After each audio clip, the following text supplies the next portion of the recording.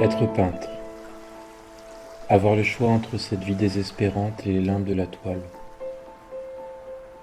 Je m'effondre quelque part qui n'existe pas, quand le pinceau la patine, la gratte ou la caresse.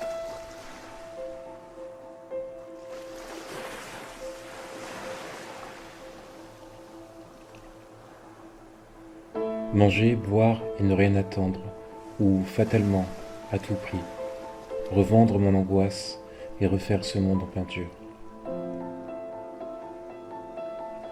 Plutôt la peinture que la corvée d'un questionnement moral. Plutôt elle que la conscience de tout, la conscience de l'échec ou du vide.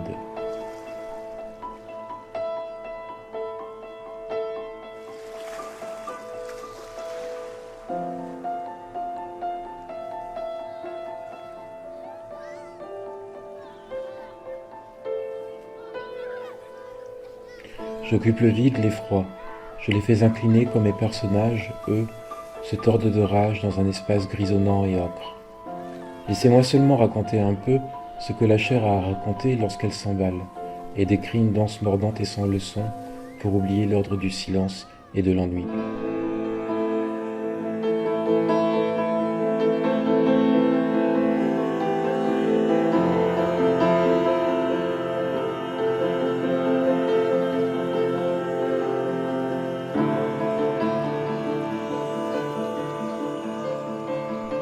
Enlevez-moi ce pieux ennui, la plaine morte de la vie. J'aurai toujours un peu à traduire dans ces corps musculeux et hystériques, une tache de rouge qui essuiera mes brûlures et beaucoup d'expressions hurlantes. Je suis l'homme mort et le peintre invincible. De là où je vis, on voit des boulevards vaguement tracés sous le brouillard. Mon œil essaye de s'ouvrir sur l'immensité et imprime à sa surface des morceaux de gratte-ciel ou des fragments de visage. Curieux. On dirait que ma vie n'évolue qu'au rythme désespéré de mon regard.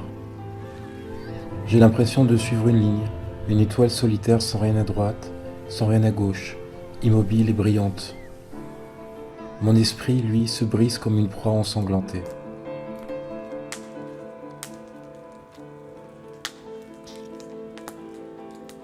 Souvent mon histoire me saute à la figure lorsque je peins. Je suis un ancien grand brûlé. C'était il y a des années, mais toute la violence de cet accident est encore très présente à ma mémoire. Mes cicatrices sur le torse me le rappellent tous les jours. Ma vie est ainsi faite du temps d'avant et d'avenir incertain. Parfois je me perds, je plonge, et puis tout à coup, je me remets à peindre. Et l'angoisse s'éloigne, mais elle reste à distance, prête à surgir. Longtemps ça m'a révolté. C'est tellement injuste d'être comme désarticulé, avec ce corps abîmé et ce psychisme qui est à la peine.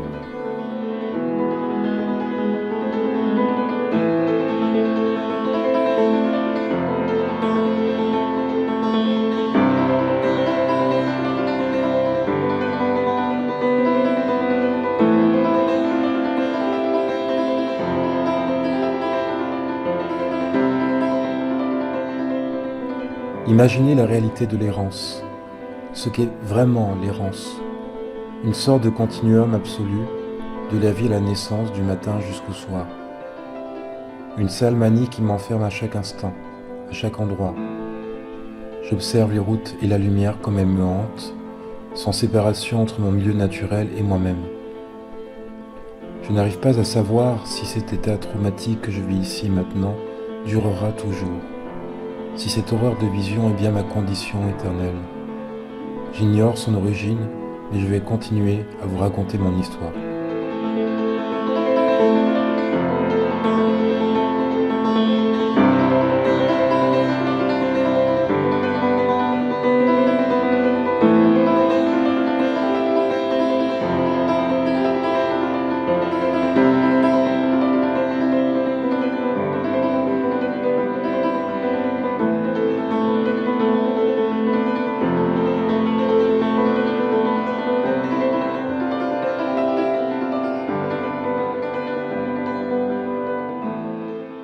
J'essaie d'exprimer à travers les corps mêlés et des paysages de solitude quelque chose qui serait de l'ordre de la lumière.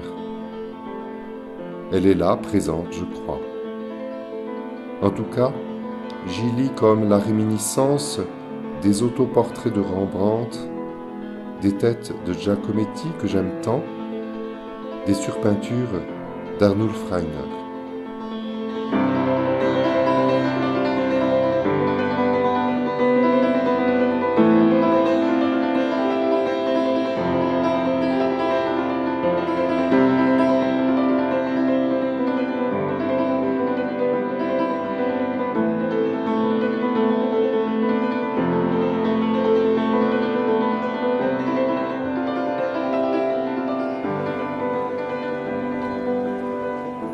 Et tu sens que quand on peint, on écrit, c'est une parole qui s'exprime, ça vient des tripes, quoi. Je pense que, comme je te disais une fois de plus, c'est aussi une manie, un acte incongru qu'on met en place.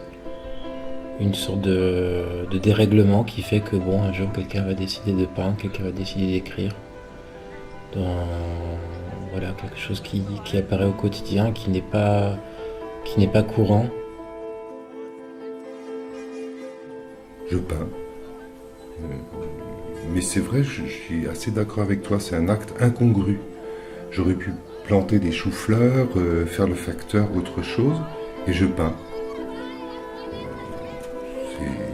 C'est étrange comme vie, c'est décalé. T'as pas cette impression d'être complètement décalé? Si, absolument.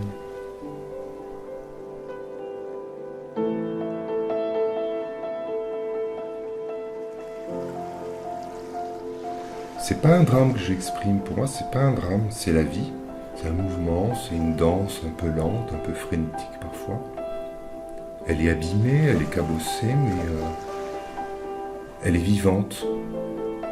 Ça saigne un peu, c'est de la chair un peu abîmée, un peu blafarde, mais c'est de la chair, c'est de l'humain, c'est de la vie. Enfin moi je vois ça comme ça.